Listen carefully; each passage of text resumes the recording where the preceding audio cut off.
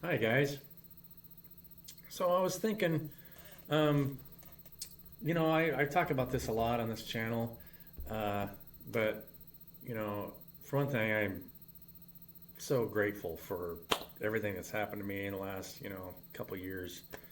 So much, as far as self-discovery and meeting new people and you know, so amazing, right? You meet so many different people and a lot of times, you're just misunderstood, but there's nothing you can do about being misunderstood, right? You just keep carrying unconditional love for each other, and then um, the misunderstandings eventually go away, and then you trust the process because there's most people's intent are really good. Now some aren't, right? But you don't have to worry about what other people's intent are. All you have to do is make sure that you're at peace within yourself, and you'll always be at peace within yourself as long as you know that what your own intents are.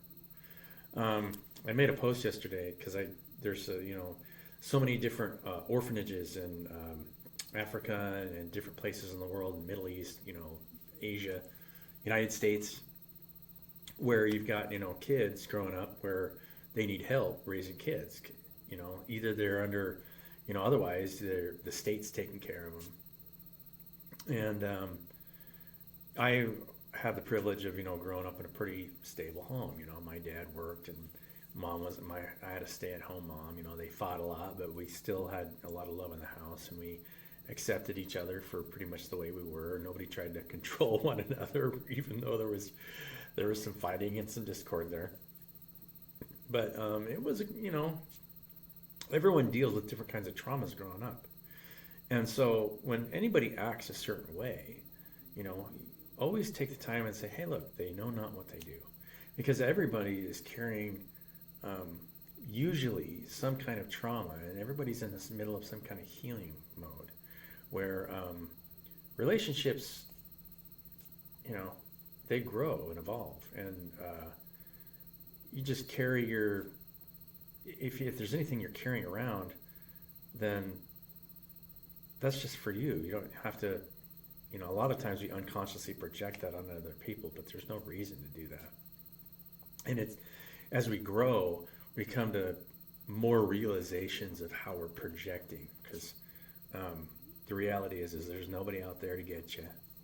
Nobody else can harm you as long as you are at peace and you're projecting pure love. It doesn't matter where anybody's at. They, you know, we get what we deserve, and the energy that we put out there is what we get back. So it's really that simple, right? It's just all love. And so that brings up, a problem with the current system, and which is why, my projects involve reversing the flow of energy. If the flow of energy is always pulling energy from each other, we have to reverse that flow and make sure that we are providing energy and love for each other. And that's the kind of world we all want to live in, right? Where everybody's providing love and support for each other instead of trying to pull energetically off of each other. It forces a lot of the population to pull back and take some time for themselves and realize that there's nothing wrong with me. There's nothing wrong with you.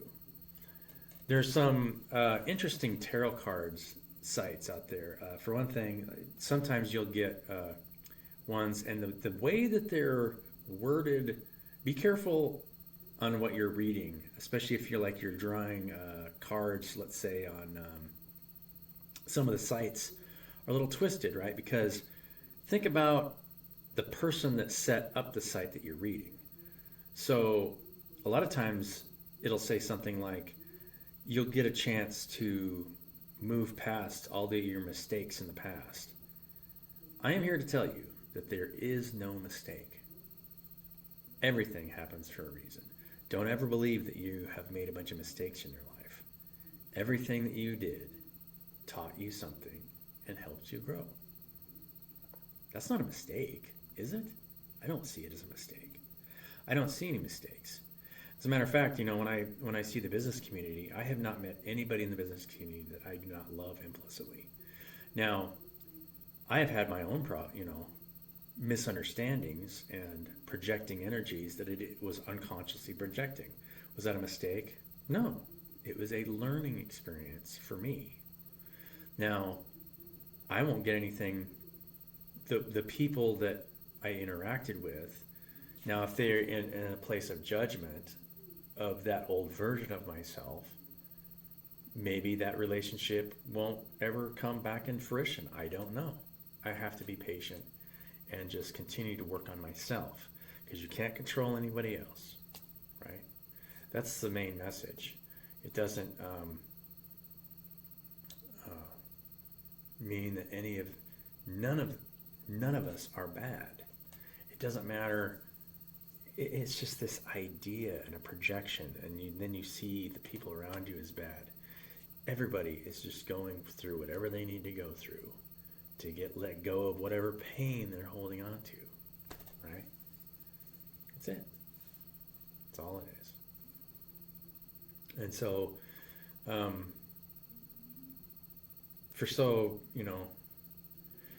that's why there are so many people that just fall into staying in detachment, and detachment is an excellent way to be, right? Stay detached to the process, let go of control, and then offer whatever it is that you offer, right? Whether it be your psychic gifts, could be anything, healing modalities, whatever, and offer as much of it that you can without, and be open to receive. If you're always open to receive and you're constantly putting yourself out there, you will always be taken care of, because you'll show the people around you that, hey, look, you don't need to give me anything. I'm here for you, but I'm open to receive. And don't be afraid to ask when you need, right? Say, hey, look, I need something. And in that way, by doing that, it will force you to let go of all the external and put you in a place where you're just naturally, you'll be at peace with yourself, because you're never falling into judgment, right? It's like, oh, I need this or I need that. None of us really need anything, right? We are whole. There isn't anything that I need that my father and mother in heaven, my father, mother, father, call it whatever you like. I like just saying father just because father represents the whole, and mother is the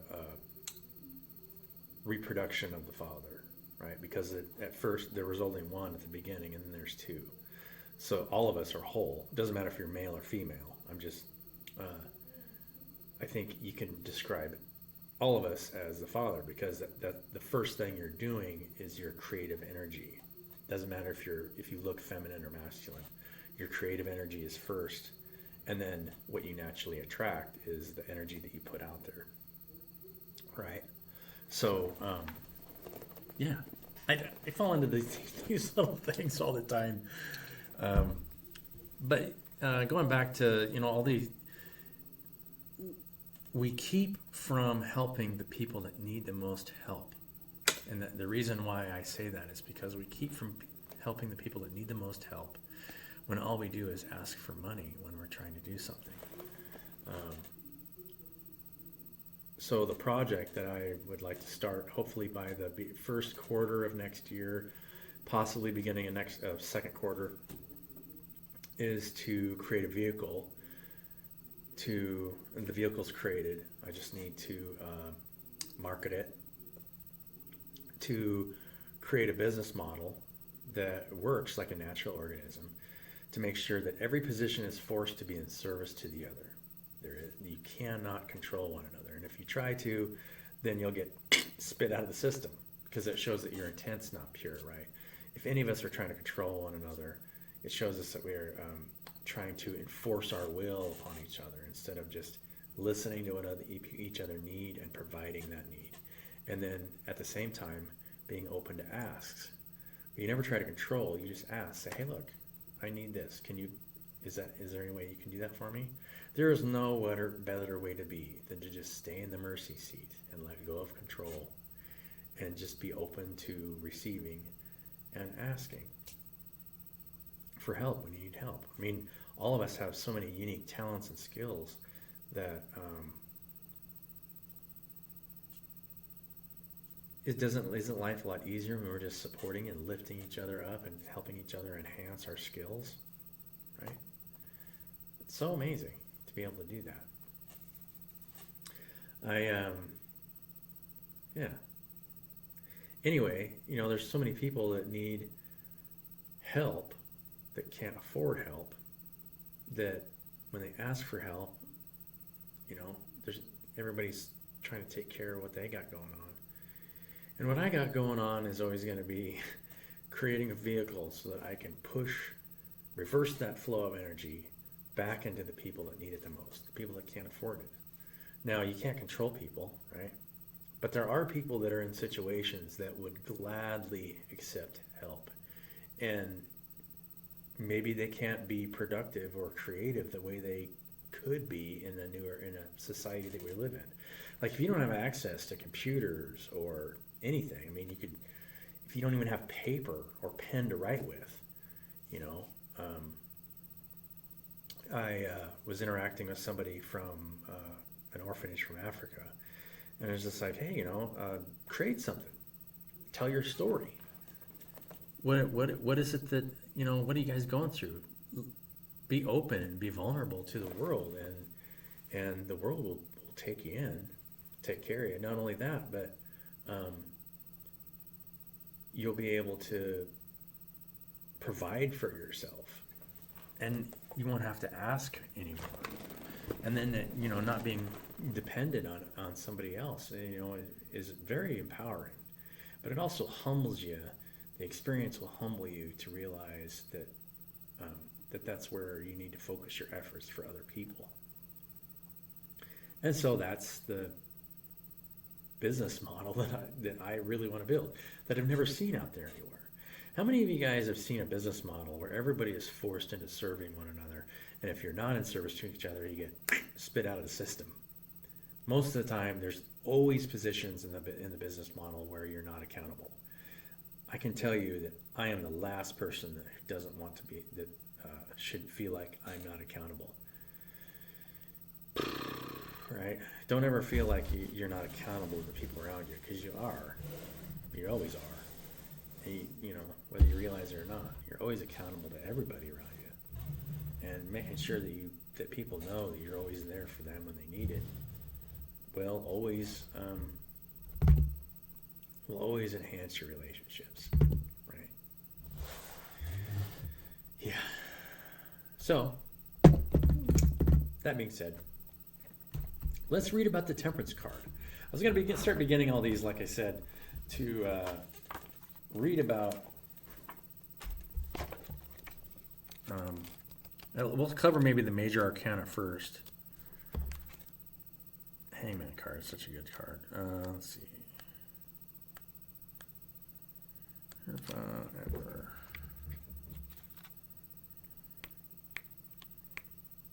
Empress, Emperor. I guess they didn't. I thought that Aleister Crowley moved the Emperor to the back, but it looks like he's still in the 4 position. I don't know. Hey guys, so sorry I kind of bleeped out. I had talked to my dad for a sec, and then it's marked differently in this book. On the Rider-Waite Tarot deck, it's the Temperance card. In this card, it's the Art card. So let's read this one. So this is one that I am deeply familiar with, because Temperance is all about balance. Keywords: moderation, management, skill, balance, competence, and manifestation. So, traditionally, this card is called Temperance. It is the notion of moderation, not just in the consumption of alcohol, but in all things, including emotional and mental as well as physical. Not just booze.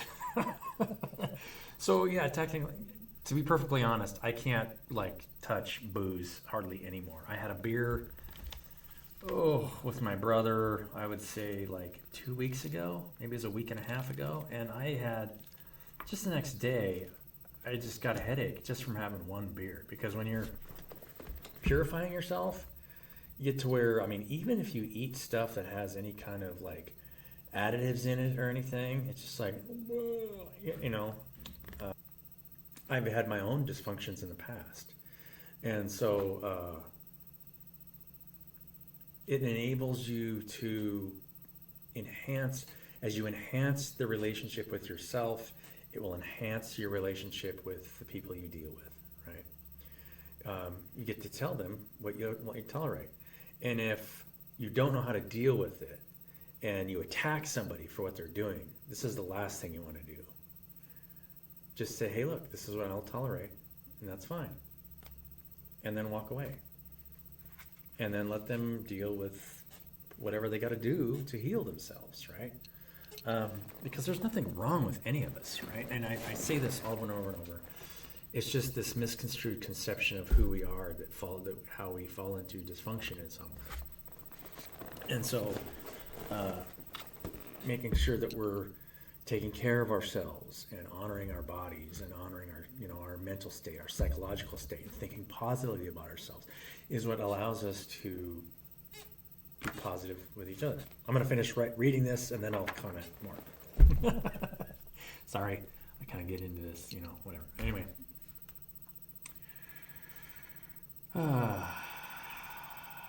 This is probably the most sensible card in the tarot.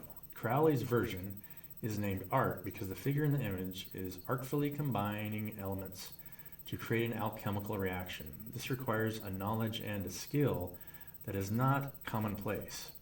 Art measures out the ideal amount of anything needed and counsels us to use them wisely and with consideration. The figure on the card is like the witch or alchemist, combining two opposing forces in their cauldron. This card is the fulfillment of the Lover's card, which is represented by Gemini. Art relates to Sagittarius, the opposite to Gemini in the zodiac, and therefore its complement. Sagittarius is the archer. The figure is, in one sense, a depiction of Diana, the huntress. You can see the arrow of Sagittarius piercing the rainbow at the top of the card. So I'll talk about the huntress here in a second. Crowley said that this card represents the consummation of the royal marriage which took place in Atu 6, card 6, the lovers. The black and white personages are now united in a single androgynous figure. The red lion has become white, while the white eagle has become red. Art is clothed in green to represent growth. Alchemists had to take the mineral aspect of lead and transmute it first into vegetal matter in order to have it grow, to put life back into the dead. At the bottom of the card, water and fire intermingle happily, showing how opposites can live together harmoniously. Each complements what is missing in the other. The rainbow that arises from the mingling within the cauldron and becomes the cape of art is symbolic of the coat of many colors as worn by Joseph. Much like in the Bible, this is a benediction of favor and may attract jealousy. In a purely mundane sense, if you exercise moderation, are in control of yourself, you will attract the jealousy of those incapable of managing themselves properly. Enjoy your confidence and don't permit others to talk you out of your path, for it is true and pure. Temperance, right? The healing of the self and the moderation of the self. Everything is a dichotomy. It doesn't matter what you talk about. Love, hate.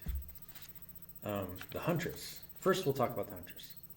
And I know about this because my south node is Gemini, which is the opposite of Sagittarius. My north node is Sagittarius. And so my life path is moving into Sagittarius, a healer. Understanding, I understand enough of it to where the hunter always goes after other hunters, if that makes sense. Things that are feeling, and the highest manifestation of Sagittarius is blocking off energies that feed off you. So you have to do that with the self before you can do it for anybody else. And at the same time, you have to unconditionally love yourself at the same time, right? There's always the dichotomy. You're feeding yourself and cutting things away. You're masculine and feminine. You're projecting energy and you're receiving energy. You have an emotional body and a mental body, and living in both of those. Love, but you're also thinking rationally. And you never fall into either one too far, because anytime you fall in one direction or the other, you'll fall into some kind of dysfunction, right? Projecting energy out there and then taking time for yourself and then feeding yourself with things that are good for you. Feeding the plant, it's making sure it's producing good fruit, and then cutting the things away that don't serve you. And you have to do that for yourself. That is the path of the self. If you're ever looking at somebody else and trying to fix anybody else, you're ignoring something within yourself because you're in a state of judgment. So my response to, it was just an article, and if you ever watch this video, if you wrote that article, I don't know if you'll watch this video or not, probably not, but if you do, unconditionally love everything there. And a lot of times, if somebody is in a state of dysfunction, all you need to make sure that you're communicating that. Sometimes you aren't aware of it. Like this one was about, I believe this one was about somebody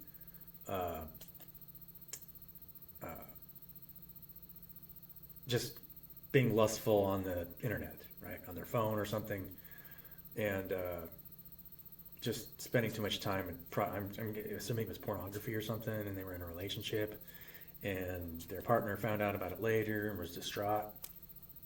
Well, all those dysfunctions, I mean, I've fallen into my fair share of dysfunction in the past, right? I mean, we won't talk about it, it's not necessary, but you have to have compassion for yourself and realize that the dysfunction is happening on both sides. Most of the time, it's because people aren't communicating their needs. And if your needs aren't being met, then it's safer just to walk away and say, look, my needs aren't being met. I'm going to walk away, right? That's it. And so then you fall into equality as long as you continue to speak to each other about each other's needs. And there's nothing wrong with lusting after your mate, right?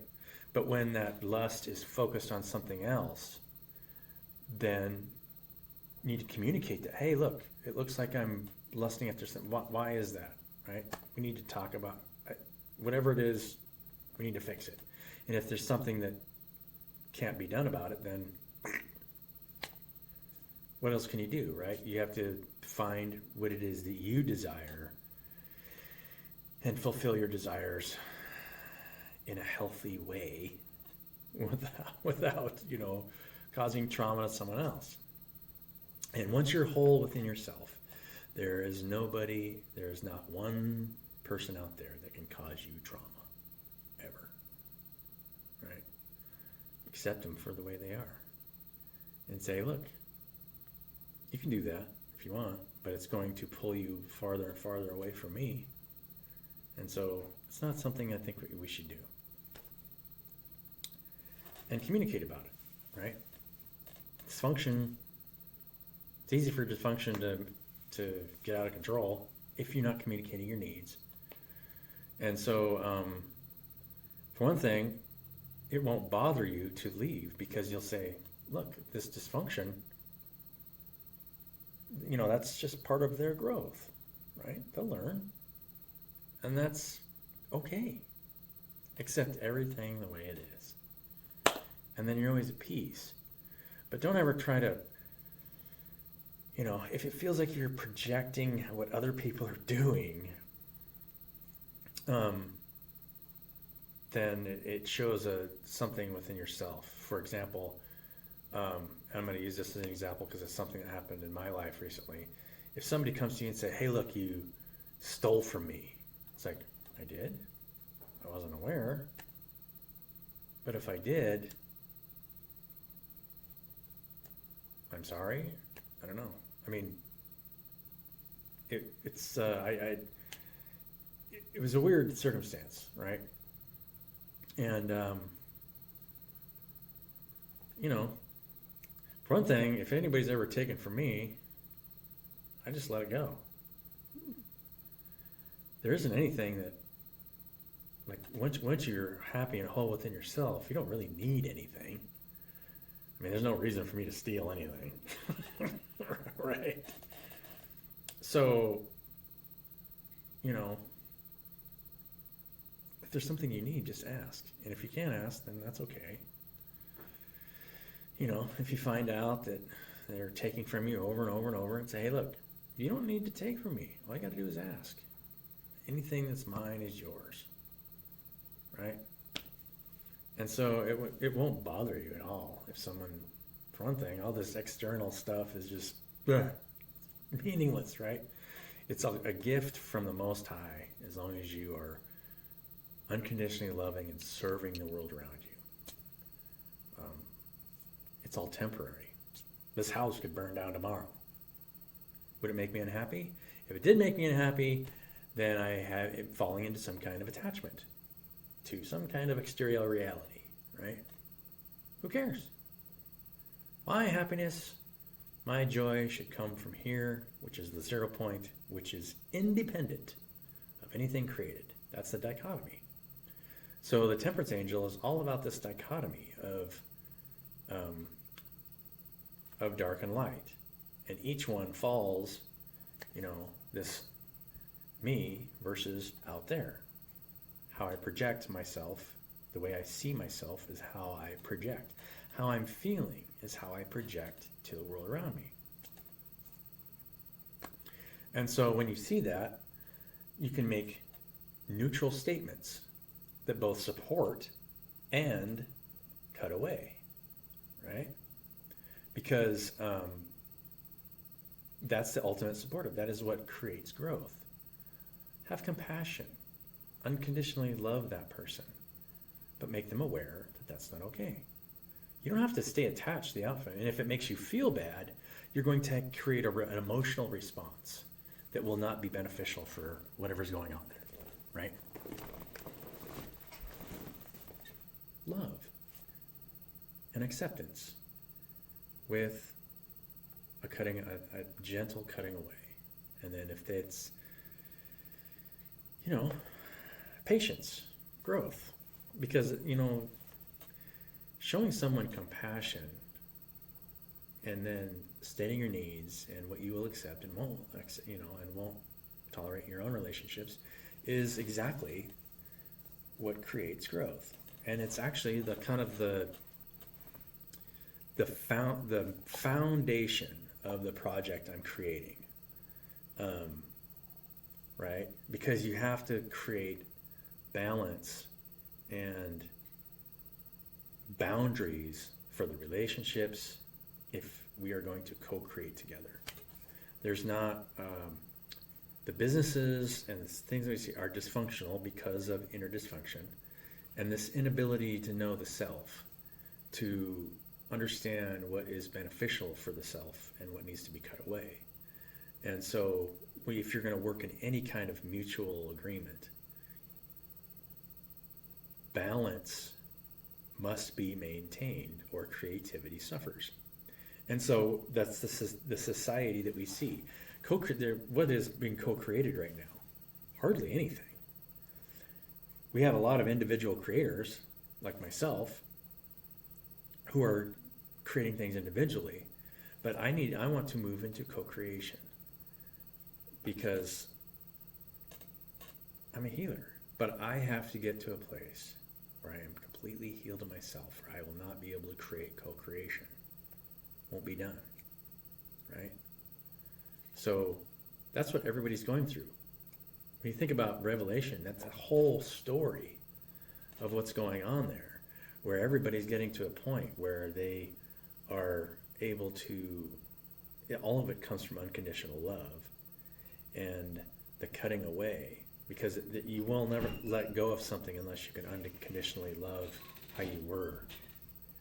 If you're tying on to the past or thinking negatively about yourself in the past, you won't be able to let that thing go, because any kind of negative view of yourself will cause more dysfunction in something else, right?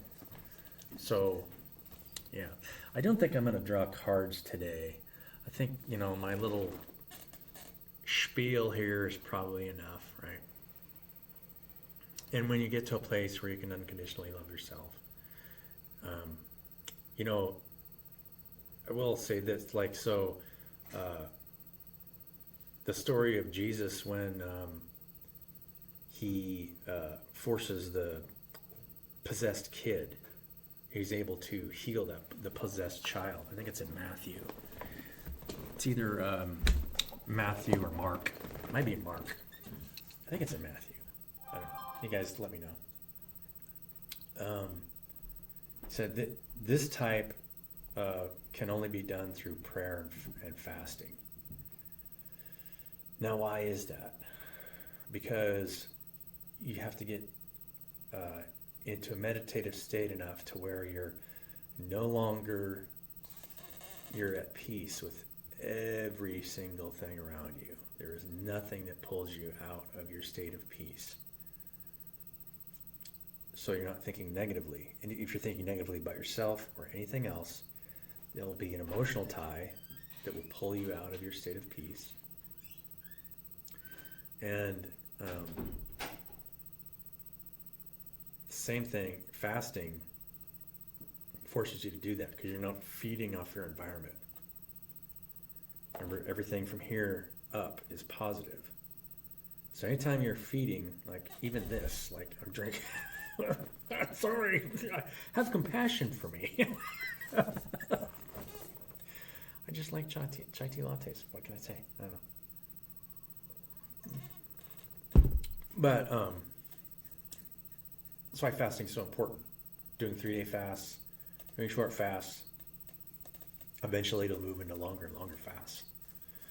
Because you're just cutting away, making sure that you're not feeding on your environment and just creating positive for your environment, right? Love you guys. Because I know, right? I mean, that there isn't anybody that's like, you can't lift yourself up. I mean, once you understand yourself enough, you can't place yourself above anybody else, right? It just is what it is.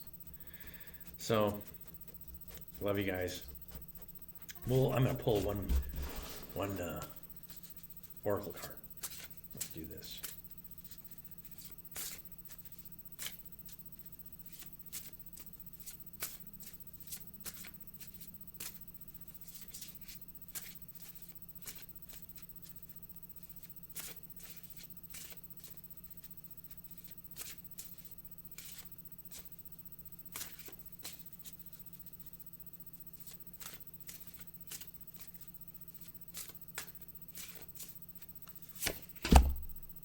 Celestial teacher. Oh, is that me? I don't know. Celestial teacher.